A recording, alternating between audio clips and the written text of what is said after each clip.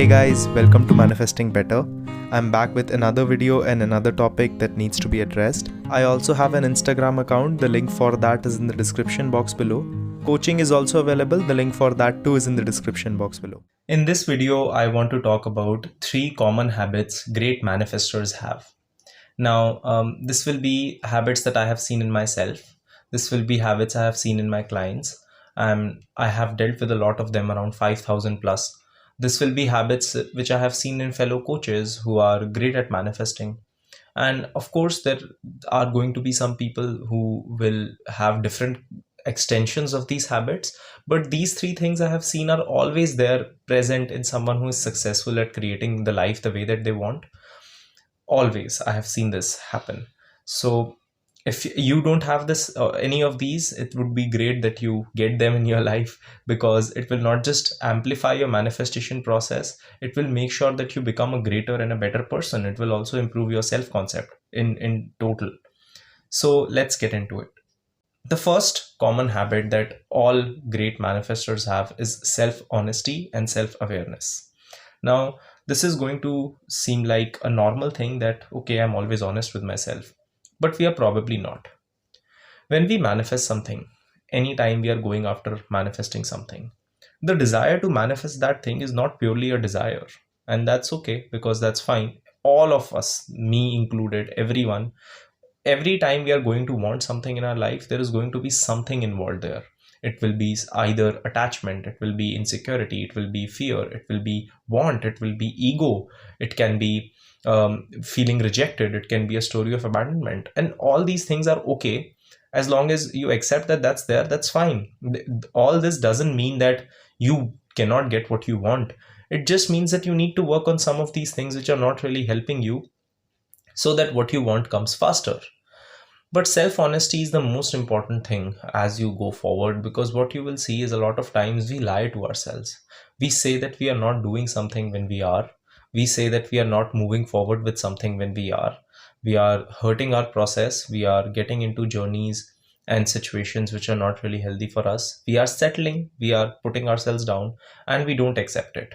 So once you start to accept that, okay, I am someone who does these things, that's not a demeaning factor. That's not you demeaning yourself. That's actually you accepting that, okay, I have found the problem, so maybe I can focus on the solution of the problem now, because I don't want to put myself down again and again and get into a situation where I lose all the progress that I'm making just because I was not honest with myself. I will give you a few examples. Let's say you are someone who's in a situation with a specific person, and you are someone who wants a relationship, but you are involved in a situation where you are just friends, or they text you when they want, and even the friendship is hot and cold. Okay. And you keep seeing that they are hot and cold with you, but yet you still keep being in that situation. And when someone like me comes along and they are honest with you and they tell you that, hey, you're settling here, you shouldn't be going after this in this manner, you should create a boundary. And then you tell yourself and to me that, no, I'm okay with this, I'm okay with this, I'm not settling at all, I feel great, I feel awesome, I'm loving the part that where we are in contact as friends. And okay, that's fine. If that would be true, that's great. But then 3 days later, 4 days later, 5 days later, I get a message where you say that, okay, they did not call me today and I'm feeling so down, I'm feeling so resistant, and things are not working out for me. The thing is that that's perfectly fine if you're getting resistance, but then also make sure that you're not basically creating more resistance by settling. Because if you were just honest with yourself, you would know that, hey, I'm just not putting a boundary because I'm afraid that if I put up a boundary, I won't get what I want. So that's actually very important to understand and to know that I need to absolutely get into a situation where I can create better boundaries for myself. I need to be in a situation where I can be honest with myself and make sure that I'm not lying to myself about anything. Because accepting the truth does not make you a bad person, it just makes you stronger. Okay, the second thing. One habit that great manifestors have is that they are very observant and they are very responsive. Now, this is going to be something that will be very example based, and this will depend on person to person, but I will try to give as many examples as I can in various situations. So a lot of times what happens is we get into spirals, right? So let me explain how a spiral looks like. Let's say you woke up and you did not get enough sleep, and because you are not getting enough sleep, you are slightly tired, and you woke up and the electricity was gone, and because of that it was too hot, and you just woke up and you brushed your teeth and you got ready, you were drinking coffee, and then as you were leaving you saw that your fuel was not enough, so you had to stop and make a stop to get more fuel, but that will take away some time that you had with your drive, and you will just get late for work.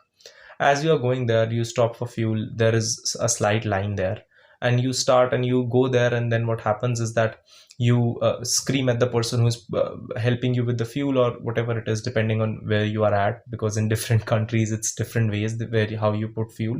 In India, like, someone helps you. I think in foreign countries, in the US, I know that you have to put it yourself. So whatever it is, and you then go to the office, and then your boss tells you something, and then you just take the agitation out on your assistant or someone who is present there, and you start to spiral about why your specific person has not texted. You see, all of this could have been avoided if you would have just accepted in the morning that, hey, I woke up late and that's why I'm agitated. When throughout the day you did not actually honor that feeling, and you did not actually take care of that, and you just kept telling yourself, I'm fine, when that feeling was coming out. So instead of handling resistance, you kept delaying it, kept ignoring it, and kept running away from it. All that happened is that it became from one negative thought that you could have dealt there and then into a whole spiral. That's not really helpful. That is the thing that puts you in a position where you lose the success that you're getting, because then these spirals become dwelling sessions. So at you come back home, and now you are just so irritated, so frustrated, that now you will just keep crying about the fact that my specific person isn't here. You see, it's very important to not let it turn to that level, so that you have to, it's just like, this is common human behavior, right? We go to the doctor when we are already so in pain, and that's when we don't go for regular checkups. We go to the dentist when my tooth is paining a lot, not when he told me that come and get it checked up. We fix things when they are too late, but that doesn't really have to be you. The habit that I have seen in great manifestors is that they pause, and they are always very observant on why they are acting in a way that they are. They always accept that maybe right now I'm acting in this way because I did not get enough sleep last night, I did not wake up on time, I did not have enough food, I'm hungry, I'm thirsty, maybe I'm going through some hormonal changes, maybe I heard a news that has me hurt, but I am not actually accepting and dealing with that. And all these things coming out all together is bringing this resistance out.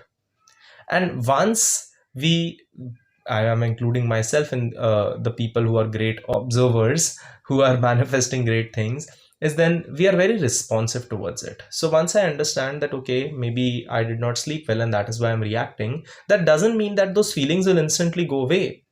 It just means that in that moment I will choose, I will make a choice, I will take a decision that I'm not going to act in the way that I usually do, that I'm not going to act in the manner that I did before, and that I'm going to handle this situation differently, even though I might not feel like it. So even though I might feel like screaming at my boss or my assistant, I will choose not to. That's my response. I'm not going to react to the same things and create the same circumstances in my life all over again just because I couldn't control my reactions. And that can be you too, as long as you make sure that you're not someone who keeps reacting on the situations which are not helpful for you. Coming to the last thing, and this is going to be a quality that you should have in your life, and I learned this from Kobe Bryant. Mama mentality, right? He said this one thing once: what's failure? So failure is nothing. Failure is if you stop trying, right?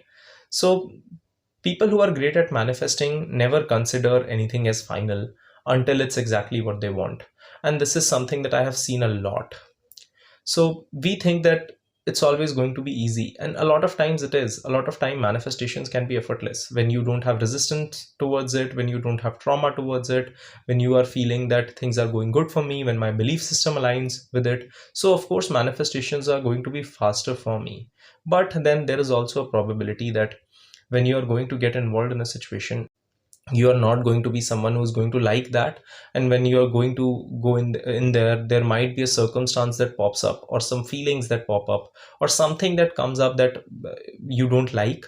And in that moment you can feel like, oh, the whole world is crashing down, like the ground was pulled beneath my feet and everything, and I'm just feeling like everything is gone.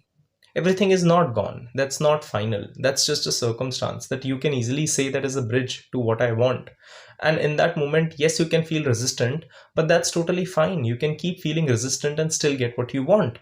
It's very important to understand where you are coming from and not to consider all these things as final, because if every circumstance you consider as final, that might have been a bridge that was getting you to the place where you wanted to be, but you did not react appropriately and you made it something big, and that is why it became big.